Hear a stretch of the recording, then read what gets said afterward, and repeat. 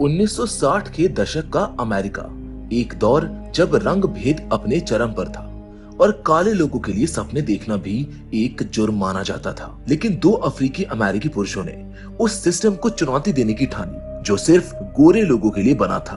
The banker की कहानी Bernard Garrett और जॉ मॉरिस की है, जो न सिर्फ अमीर बनने का सपना देखते हैं बल्कि अपने जैसे हजारों लोगों को आर्थिक आजादी दिलाने का इरादा भी रखते हैं। लेकिन सवाल ये है कि जब पूरा सिस्टम ही उनके खिलाफ हो तो क्या कोई प्लान वाकई काम कर सकता है? यही हम जानेंगे आज की इस कहानी में। So with all that said, चलिए जल्दी से स्टार्ट करते हैं आज की इस वीडियो को। Hollywood silver screen presenting the banker. कहानी की शुरुआत साल 1965 में अमेरिका के वॉशिंगटन डीसी से होती है, जहां एक आदमी बर्नार्ड को बताया जाता है कि लोग उसे सबक सिखाना चाहते हैं, इसीलिए उसे बहुत सावधान रहना होगा क्योंकि वो किसी बड़ी सरकारी कमेटी के सामने गवाही देने वाला होता है। यहाँ से कहानी फ्लैशबैक में चली जाती है, जहाँ साल 1939 में टेक्सास शहर में, जहाँ पर हम छोटे बर्नार्ड को देखते हैं जो उस वक्त एक बैंक के बाहर जूते पॉलिश किया करता था। इसी दौरान वो बैंक के अमीर ग्राहकों की बातें सुनता था, खासकर जब वो पैसे और प्रॉपर्टी में निवेश की बातें करते। फिर जो कुछ भी वो सुनता वो सब अपनी नोटबुक में लिख लिया करता था। एक दिन वो बैंक की खिड़की के पास जाकर अंदर मीटिंग की बातें सुनने लगता है, लेकिन तभी एक पुलिस वाला उसको पकड़ लेता है, जिससे छूटकर बर्नार्ड भाग जाता है। लेकिन पुलिस वाला धमकी देता है कि वो उसके पिता को सब कुछ बता देगा। जहाँ रात में उसके पिता उसको डांटते हैं और समझाते हैं कि गोरों की बातें सुनना तुम्हारे लिए खतरनाक साबित हो सकता है। काफी लोगों को इससे भी छोटी बात पर मार दिया गया है। अब इसी कॉन्वर्सेशन के दौरान वो उसकी नोटबुक देखते हैं और उनको रियलाइज होता है कि बर्नार्ड बहुत होशियार है। फिर भी वो कहते हैं कि गोरे लोग तुम्हें कभी अमीर नहीं बनने देंगे, मगर बर्नार्ड ठान चुका होता है। वो कहता है कि मैं एक दिन अमीर जरूर बनूंगा। अब यहाँ से सीन शिफ्ट होता है साल 1954 के लॉस एंजलिस शहर में। अब बर्नार्ड बड़ा हो चुका है, उसकी शादी यूनिस नाम की एक लड़की से हो चुकी और उनका एक बेटा भी है। एक दिन जब वो यूनिस के परिवार से मिलने जाता है तो उसके अंकल बताते हैं कि एक एयरक्राफ्ट कंपनी बेरोजगार लोगों को नौकरी दे रही है, लेकिन बर्नार्ड ये ऑफर ठुकरा देता है। उसका सपना कुछ और है, वो रियल एस्टेट पे पैसे लगाना चाहता है ताकि प्रॉपर्टी खरीद कर वो किराए से कमाई कर सके। फिलहाल बर्नार्ड और उसकी फैमिली यूनिस के अंकल के छोटे से शेड में रह रही होती है जो उन्हीं का होता है। ये देखकर उसके अंकल को गुस्सा आ जाता है और वो बर्नार्ड को ताना मारते हैं कि वो कोई काम नहीं करना चाहता। रात के खाने के बाद यूनिस अपने अंकल को समझाती है कि बर्नार्ड कोई आम इंसान नहीं है, वो एक जीनियस है और बहुत जल्द सब कुछ ठीक हो जाएगा। फिर वो अपने पति के पास शेड में जाती है, जब बर्नार्ड उससे वादा करता है कि वो जल्द ही उन्हें यहाँ से बाहर निकाल लेगा। अगले दिन बर्नार्ड यूनिस के कजन टोनी को अपने काम पर ले जाता है। रास्ते में टोनी का दोस्त मैट बर्नार्ड की कार देखकर हैरान हो जाता है। वो समझता है कि बर्नार्ड बहुत अमीर है। टोनी मुस्कुराकर कहता है कि बर्नार्ड की तो अपनी बिल्डिंग्स है। इसके बाद बर्नार्ड कुछ बिल्डिंग्स देखने जाता है। वो एक गोरे लोगों वाले इलाके में चला जाता है, वहाँ के हालात और कीमतों का वो पूरा जायजा लेता है। फिर घर लौटकर यूनिस को बताता है कि उसे एक परफेक्ट बिल्डिंग मिल गई है, लेकिन अगर वो ये खरीद लेता है तो उसके पास रेनोवेशन के लिए पैसे नहीं बचेंगे। अब उन्हें एक को इन्वेस्टर की जरूरत होती है। यूनिस बर्नार्ड को एक ऐसे इंसान से मिलवाने का फैसला करती है जिसके लिए वो शादी से पहले काम करती थी। उसका नाम जो था, जो एक बहुत ही बेफिक्री से जीने वाला इंसान था। वो हर बात को मजाक में लेता था। ये देखकर बर्नार्ड उसे सीरियसली नहीं ले पाता है और उसके साथ बिजनेस करने से मना कर देता है। इसीलिए दोनों पति पत्नी बिना आइडिया बताए वहां से निकल जाते हैं। लेकिन जाते समय वो देखते हैं कि एक गवर्नर खुद जो से मिलने आया है, यानी जो के बड़े बड़े कनेक्शंस हैं। मगर ये सब देखकर भी बर्नार्ड का मन नहीं बदलता है। कुछ वक्त के बाद बर्नार्ड उस शख्स से मिलता है जिसके घर को वो खरीदना चाहता है, जिसका नाम पैट्रिक है। बर्नार्ड उस घर के मालिक पैट्रिक से कहता है कि अगर वो ये प्रॉपर्टी खरीद ले तो क्या उसको मरम्मत के लिए लोन मिल सकता है, जिस पर पैट्रिक साफ मना कर देता है और कुछ कैलकुलेशंस के जरिए समझाता है कि ऐसा क्यों नहीं कर सकता। पर बर्नार्ड भी जीनियस है, इसीलिए वो तुरंत उसकी कैलकुलेशन में गलतियां पकड़ लेता है और उसको सही कर देता है। ये देखकर पैट्रिक इम्प्रेस हो जाता है, लेकिन फिर भी वो लोन देने के लिए तैयार नहीं होता है। अब जैसे ही बर्नार्ड वहां से निकलने वाला होता है, उसकी नजर एक कैलेंडर पर पड़ती है जिस पर लिखा होता है read mid city bank. Bernard सीधा उस बैंक पहुंच जाता है और रीड से मिलने की बात करता है। लेकिन बैंक की सेक्रेटरी कहती है कि रीड बिजी है, जबकि बर्नार्ड साफ देख रहा होता है कि वो अंदर मौजूद है। बर्नार्ड समझ आता है कि उसे उसके स्किन कलर की वजह से अंदर मिलने नहीं दिया जा रहा है। वो हार नहीं मानता है और बैंक के बाहर खड़ा हो जाता है, जहां कुछ समय के बाद जैसे रीड बाहर आता है, बर्नार्ड झट से उसके पास आ जाता है और उसे एक शानदार बिजनेस आइडिया सुनाता है, जो रीड और पैट्रिक दोनों के लिए ही काफी फायदेमंद होता है। उसी रात बर्नार्ड घर पर लौटकर यूनिस को बताता है कि उसको लोन नहीं मिला। तभी उसका फोन बजता है। वो कॉल पैट्रिक का होता है। पैट्रिक पूछता है कि क्या रीड से बात करते वक्त उसने उसका नाम लिया था। बर्नार्ड मानता है और कहता है कि जो उसने किया वो आम बिजनेस रूल्स के खिलाफ था। ये सुनकर पैट्रिक मुस्कुरा देता है। वो कहता है कि उसको ऐसे लोग पसंद है जो नियमों से हटकर सोचते हैं, क्योंकि वो खुद भी ऐसा ही करता है। फिर पैट्रिक खुशखबरी देता है, बर्नार्ड अगले दिन बैंक जाकर लोन ले सकता है और वो खुद उसका गारंटर बनेगा। जिसके बाद यूनिस और बर्नार्ड एक क्लब में जाकर अपनी खुशी सेलिब्रेट करते हैं। वहीं जो भी उनको मिल जाता है और हमेशा की तरह बर्नार्ड को काफी छेड़ता है। बर्नार्ड को जो पहले ही पसंद नहीं था और अब भी कम पसंद आता है। जहां अगले दिन बर्नार्ड और टोनी प्रॉपर्टी की मरम्मत में जुट जाते हैं। तभी एक किराएदार, जो कि एक बूढ़ी औरत है, उनको देखकर चौंक जाती है। वो कहती है कि तुम लोग यहाँ पर क्या कर रहे हो, क्योंकि ये एक गोरे लोगों वाला इलाका था। बर्नार्ड शांत होकर बताता है कि मैं इस बिल्डिंग का नया मालिक हूँ, लेकिन वो महिला यकीन नहीं करती है। उसी वक्त टोनी का दोस्त मैट भी मदद के लिए वहाँ पर पहुंच जाता है। बर्नार्ड उससे पूछता है कि क्या तुम्हें किसी अश्वेत आदमी के लिए काम करने में कोई परेशानी है, जिस पर मैट मुस्कुराकर जवाब देता है, मुझे तो बस एक ही रंग से फर्क पड़ता है और वो रंग हरा रंग है। यानी कि यहाँ पर वो पैसों की बात कर रहा था। इसके बाद बर्नार्ड, टोनी और मैट तीनों मिलकर पूरी मेहनत से उस बिल्डिंग की मरम्मत में लग जाते हैं। जहाँ कुछ देर के बाद वहाँ पर दो पुलिस वाले आते हैं। वो बताते हैं कि उसी बूढ़ी औरत ने शिकायत की है कि काले लोग यहाँ पर आकर काम कर रहे हैं, जिस पर बर्नार्ड फौरन कागज दिखाता है जो ये साबित करता है कि वो इस बिल्डिंग का मालिक है। अब पुलिस वाले कुछ नहीं बोलते और वहां से चले जाते। जहां मरम्मत खत्म होने के बाद बर्नार्ड और उसका परिवार खुद उसी बिल्डिंग के एक अपार्टमेंट में रहने आ जाता है। जब वो बूढ़ी औरत उसको वहां पर देखती है तो अगली सुबह अपना सामान पैक करके चली जाती है, क्योंकि शायद वो एक अश्वेत परिवार के पास रहना नहीं चाहती। अब धीरे धीरे बर्नार्ड के बिल्डिंग के खाली फ्लैट्स में और भी अश्वेत लोग आकर रहने लगते हैं और कुछ ही दिनों में सारी बिल्डिंग फुल हो जाती है। ये देखकर पैट्रिक बहुत इंप्रेस होता है। अब वो खुद बर्नार्ड से कहता है, आओ हम दोनों पार्टनर बनते हैं। बर्नार्ड बिल्डिंग्स चुनेगा क्योंकि उसकी नजर बहुत तेज है और पैट्रिक चेहरा बनेगा ताकि नस्ल भेद से बचा जा सके। दोनों हाथ मिलाते हैं और 50-50 की हिस्सेदारी पर राजी हो जाते हैं। इसके बाद कुछ हफ्तों तक ये नई जोड़ी धड़ल्ले से प्रॉपर्टी खरीदती है और उनका बिजनेस खूब फलने फूलने लगता है। टोनी और मैट मरम्मत में मदद करते हैं और यूनिस घर की सजावट की जिम्मेदारी लेती है। एक दिन बर्नार्ड यूनिस से कहता है कि उसे एक बड़े घर के लिए सजावट के आइडियाज चाहिए, जिसके बाद वो बताता है कि ये उनका नया घर होगा।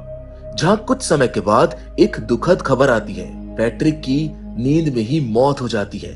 उसके अंतिम संस्कार के बाद पैट्रिक की पत्नी ऐलान करती है कि वो अब बिजनेस खत्म करना चाहती है। वो बर्नार्ड को सिर्फ 25% पैसे देने की बात करती है, जबकि उनका अग्रीमेंट तो 50-50 का था।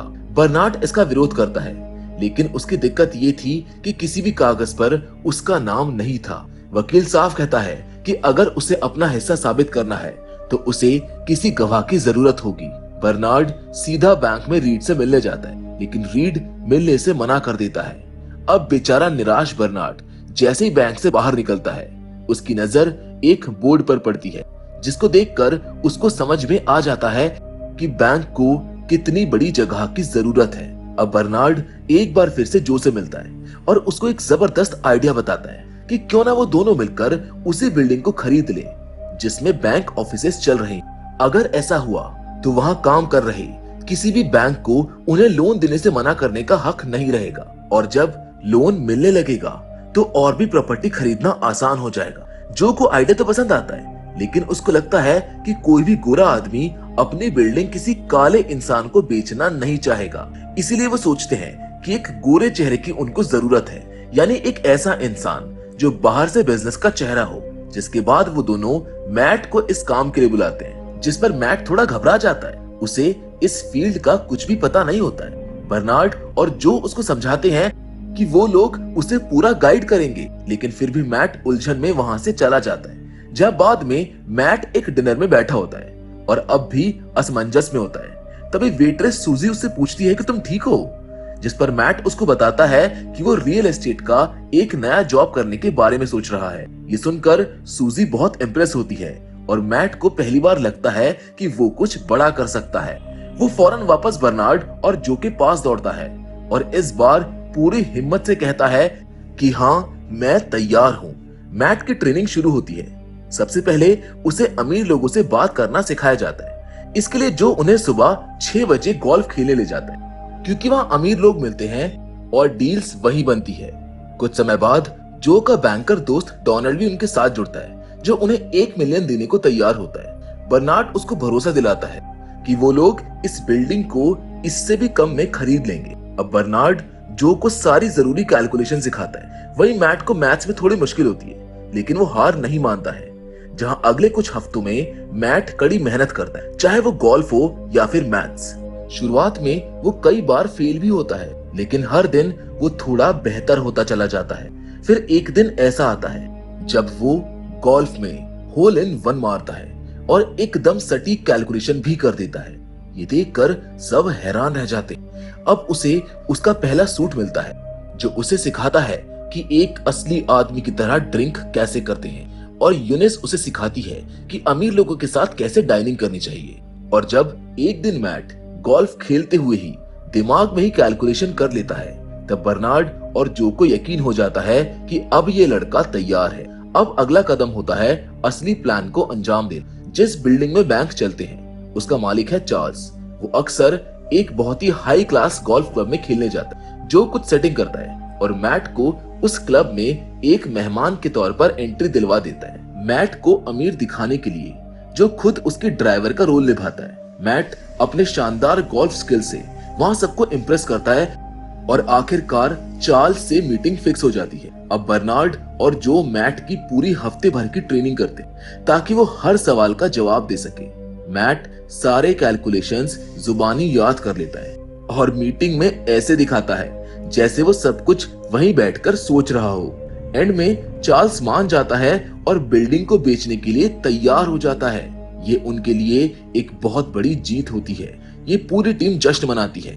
अब वो उस ऑफिस को फिर से रेनोवेट करते हैं और बैंकर्स के साथ उनका रिश्ता और भी मजबूत हो जाता है, जहां कुछ ही समय में उन्हें मनचाहे लोन मिलने लगते हैं और वो गोरे लोगों के इलाकों में खूब प्रॉपर्टी खरीदने लगते हैं। अब उनके पास पैसा, ताकत और पहचान सब कुछ है।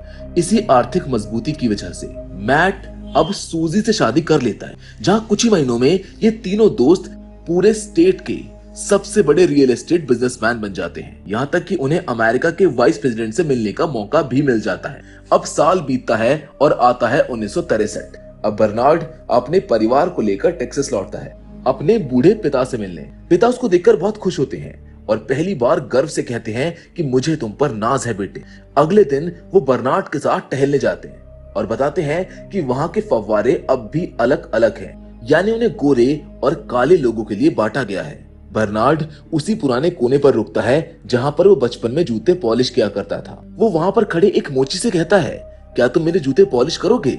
लेकिन वो मना कर देता है क्योंकि वो भी एक अश्वेत आदमी है। बर्नार्ड वहीं खड़ा रहता है और उस बैंक को घूरता है जहां से उसकी सारी सीख शुरू हुई थी। उसे एक नया आइडिया आता है। वो लॉस एंजलिस लौटकर जो से कहता है कि अब मैं टेक्सास का वो बैंक खरीदना चाहता हूँ। जो बर्नार्ड की बात सुनते ही थोड़ा चौंक जाता है। वो कहता है कि हमें बैंक चलाने के बारे में कुछ नहीं पता और ये बहुत पेचीदा काम है और टेक्सास में लोग वैसे ही किसी अश्वेत को बैंक के मालिक के रूप में स्वीकार नहीं करेंगे। लेकिन बर्नार्ड का जवाब तैयार था। वो कहता है कि हम फिर से मैट को फ्रंट पर रख सकते हैं। वो समझाता है कि टेक्सास में एक बहुत बड़ा मार्केट है जिसे अब तक किसी ने छुआ ही नहीं है। अश्वेत लोगों को लोन ही नहीं मिलते और अगर हम ये रास्ता खोले तो हर कोई आगे बढ़ सकता है। जहाँ काफी बहस के बाद जो आखिरकार मान तो जाता है, लेकिन अनमने मन से वो कहता है कि मुझे ये आइडिया बिल्कुल पसंद नहीं है, लेकिन मैं तुझे खोना नहीं चाहता हूँ। जहाँ कुछ समय के बाद जो और बर्नार्ड के लिए डोनाल्ड मदद करता है और मैट के जरिए टेक्सास का एक बैंक खरीद लिया जाता है। डील के हिस्से के तौर पर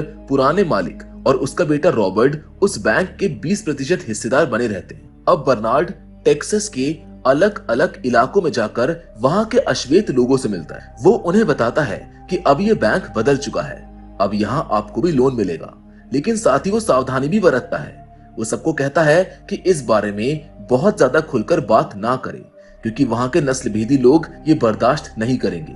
अब सभी लोन बर्नार्ड और मैट के जरिए दिए जाने लगते और देखते ही देखते ब्लैक व्यापारियों के बिजनेस भी तेजी से बढ़ने लगते। जहां 3 महीने बाद रॉबर्ट, जो अब भी बैंक में काम करता है, वो नोटिस करता है कि मैट बहुत सारे लोन पास कर रहा है। उसे शक होता है कि ये सारे क्लाइंट्स अचानक से कहां से आ रहे हैं। जब वो मैट से पूछता है तो मैट बात को टालने की कोशिश करता है। अब रॉबर्ट का शक गहराता है और वो चोरी छिपे मैट का पीछा करने लगता है।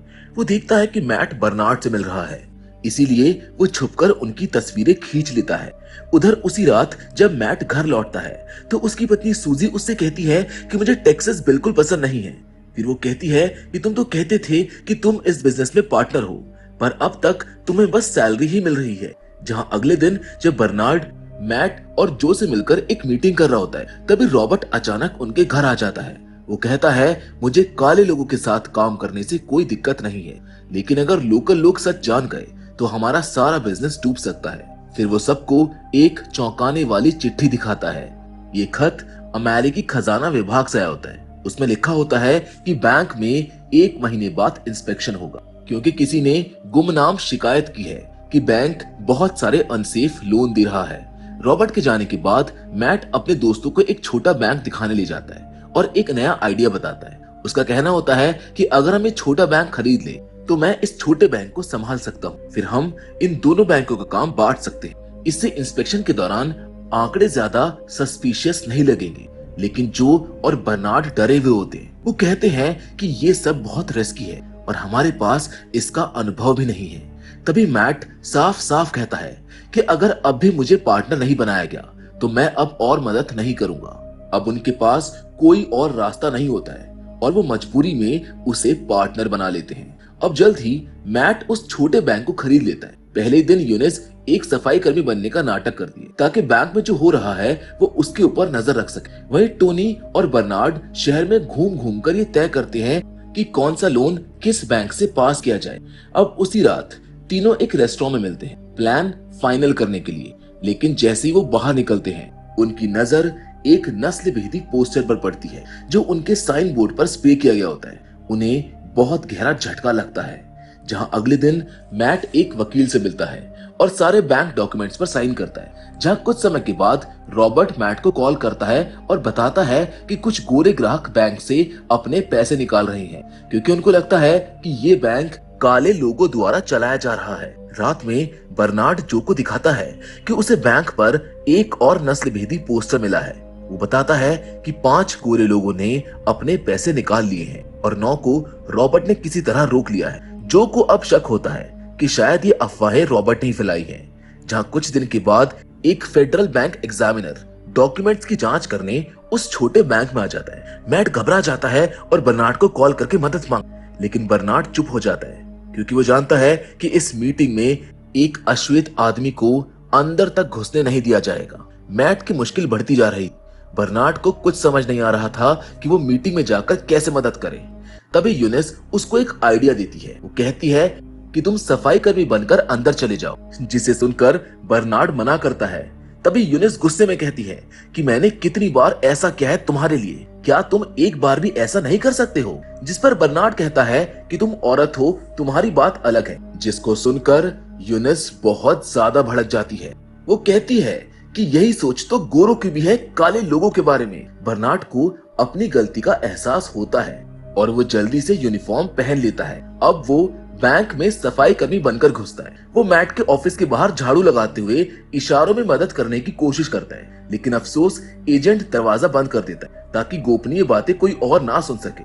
बर्नार्ड को मजबूरन वहां से हटना पड़ता है और अब मैट अकेला पड़ जाता है। एजेंट धीरे धीरे सवाल करता है और जल्द ही मैट की बातों में कई गड़बड़ियां पकड़ लेता है। मैट बहाने से कहता है कि उसको एक फाइल लेनी है और वो चुपके से बाथरूम में जाकर बर्नार्ड और जो से सलाह लेने की कोशिश करता है। अब जितना जल्दी हो सके वो उसको कुछ सुझाव देने की कोशिश करते हैं। लेकिन जब मैट वापस ऑफिस में आता है तब तक बहुत देर हो चुकी होती है। एजेंट को अकाउंट्स में कई ऐसी गलतियां मिल जाती हैं जिनका कोई ठोस जवाब नहीं है। अब मैट फिर से बाथरूम भागता है और इस बार बर्नार्ड खुद भी उन गलतियों को नोटिस करता है और चौंक कर पूछता है कि डोनाल्ड ने ये सब कुछ मिस कैसे कर दिया। तभी मैट सच्चाई कबूल करता है, उसने डोनाल्ड की जगह एक और वकील से काम करवाया था ताकि सब कुछ जल्दी हो जाए। अब बर्नार्ड और जो को गुस्से के साथ सच्चाई समझ में आ जाती है। रॉबर्ट शुरू से ही उन्हें बर्बाद करने की प्लानिंग कर रहा था। जहां रात को बर्नार्ड यूनिस को मीटिंग के बारे में बताता है। वो कहता है कि उन्हें 27 रिजेक्टेड लोन्स तुरंत बेचने होंगे और जितना भी घाटा होगा वो सब उन्हें ही भरना होगा। जहां कुछ समय के बाद बर्नार्ड और जो मैट से मिलते हैं और साफ कह देते हैं कि अब हम और मदद नहीं कर सकते हैं। ये छोटा बैंक तुम्हारा आइडिया था, अब इसकी जिम्मेदारी भी तुम्हारी है। अगर हम पकड़े गए तो हमारी जिंदगी बर्बाद हो जाएगी। जहां अगली सुबह डोनाल्ड जो को कॉल करता है और चौंकते हुए बताता है कि उसके बैंक ने मैट के सारे लोन खरीद लिए। जो और बर्नार्ड गुस्से से आग बबूला हो जाते हैं और सीधा मैट के ऑफिस में घुस जाते हैं। वो चीखते हैं कि ये सब क्या किया तुमने। मैट शांत रहकर कहता है कि ये सब सिर्फ अस्थायी तौर पर है, इसमें मुझे बाकी अकाउंट्स बुक एडजस्ट करने का वक्त मिल जाएगा। लेकिन बर्नार्ड और जो जोर से कहते हैं कि ये फ्रॉड है। और इसी बीच अचानक वहां पर अमेरिकन ट्रेजरी डिपार्टमेंट के एजेंट पहुंच जाते हैं, जहां पर वो सबको बताते हैं कि इस बैंक का लाइसेंस रद्द कर दिया गया है। सारे कस्टमर्स को बाहर जाने को कह दिया जाता है और बैंक को अनिश्चित समय तक के लिए बंद कर दिया जाता है। जो और बर्नार्ड जैसे ही बाहर निकलते हैं, FBI ऑफिसर्स उनको रोकते हैं और बिना किसी कारण के उनको गिरफ्तार कर लेते हैं। बर्नार्ड उसका विरोध करता है कि ये सब नस्ल भेद है और हमें काले होने की सजा मिल रही है। लेकिन वो एजेंट्स उसकी एक नहीं सुनते और उसको पकड़कर ले जाते हैं। जहां कुछ समय के बाद एक वकील जो और बर्नार्ड से कहता है कि राज्य सरकार ने आपके ऊपर लगे बैंकिंग चार्जेस हटा दिए हैं, लेकिन फेडरल चार्जेस अभी बाकी हैं। फिर वकील बताता है कि अरकानसास का एक सेनेटर बैंकिंग सिस्टम की कमजोर निगरानी पर सुनवाई कर रहा है और हो सकता है कि वो इस केस का इस्तेमाल अपने पॉलिटिकल स्टेटमेंट बनाने के लिए कर रहा हो। अगर सब सही गया तो शायद फेडरल चार्जेस भी हट जाएं। वहीं दूसरी ओर मैट अब भी मुश्किल में फंसा हुआ था। तभी उसको एक ऑफर दिया जाता है, अगर तुम अपने दोस्तों के खिलाफ गवाही दोगे तो तुम्हारे ऊपर के सारे केस हटा दिए जाएंगे। जहां कुछ दिनों के बाद मैट कोर्ट में पेश होता है। वो कहता है कि मैं तो सिर्फ एक कर्मचारी था, जो और बर्नार्ड ने मेरा इस्तेमाल किया। मैंने ये सब सिर्फ उनके कहने पर किया है। अब बर्नार्ड के सामने दो रास्ते होते हैं। पहला, अगर वो मान ले कि उसने ढीले नियमों का फायदा उठाकर खुद को अमीर बनाया है तो सरकार को नियम बदलने का बहाना मिल जाएगा और बदले में बर्नार्ड को इम्यूनिटी यानी पूरी आजादी मिल जाएगी। और दूसरा रास्ता ये था कि अगर वो सच बोले या जो चाहे कहे तो उसकी बातों की तुलना उन गोरे लोगों की गवाही से की जाएगी। और अगर कोर्ट को लगा कि बर्नार्ड झूठ बोल रहा है तो उसे सीधा जेल भेज दिया जाएगा। जहां सुनवाई के बाद बर्नार्ड अपनी पत्नी यूनिस के साथ टहलता है। वो कहता है, अगर मैंने इम्यूनिटी डील ले ली तो कभी सच्चाई उजागर नहीं कर पाऊंगा कि इस देश में अश्वेत लोगों को आज भी बैंकिंग सिस्टम में बराबरी नहीं मिलती है। यूनिस उसकी आंखों में देखती है और मुस्कुरा कर कहती है, तुम जो भी फैसला लोगे मैं हमेशा तुम्हारे साथ हूँ। जहां अगले दिन कोर्ट में जाने से पहले बर्नार्ड और जो मिलते हैं और सालों की दोस्ती, मेहनत और जद्दोजहद को याद करते हैं। फिर कोर्टरूम में बर्नार्ड अपनी गवाही देता है। वो कहता है, हमारे देश के संविधान में लिखा है कि सभी इंसान बराबर बनाए गए हैं, लेकिन हकीकत में कानून ऐसा नहीं मानता। अब बर्नार्ड की बातें सुनकर उसको बार बार चेतावनी दी जाती है कि अगर तुमने इम्यूनिटी डील को ठुकरा दी तो तुमको सजा मिलेगी। लेकिन बर्नार्ड डरता नहीं है। वो कोर्ट में खड़ा होता है अपने हाथ में सफाई कर्मी की यूनिफॉर्म लेकर, जिसके बाद वो बोलता है कि अगर किसी इंसान को लोन नहीं मिलेगा तो वो बिजनेस कैसे शुरू करेगा, घर कैसे खरीदेगा, और फिर शायद अमेरिकन ड्रीम सिर्फ कुछ लोगों के लिए ही होगा।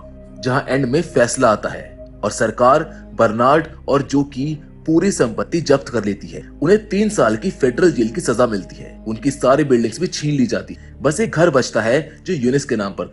रॉबर्ट बैंक को फिर से खरीद लेता है और वो भी बेहद सस्ते दाम में। जहाँ कुछ साल के बाद जब जो और बर्नार्ड जेल से बाहर आते हैं तो वो दोनों जोर जोर से हंस रहे होते हैं। अब ये देखकर यूनिस हैरान हो जाती है। वो कहती है कि तुम लोग जेल से छूटकर हंस क्यों रहे हो। तभी वो दोनों एक ऐसा राज खोलते हैं जहाँ पर उसे पता चलता है कि गवाही से पहले मैट उनसे मिला था।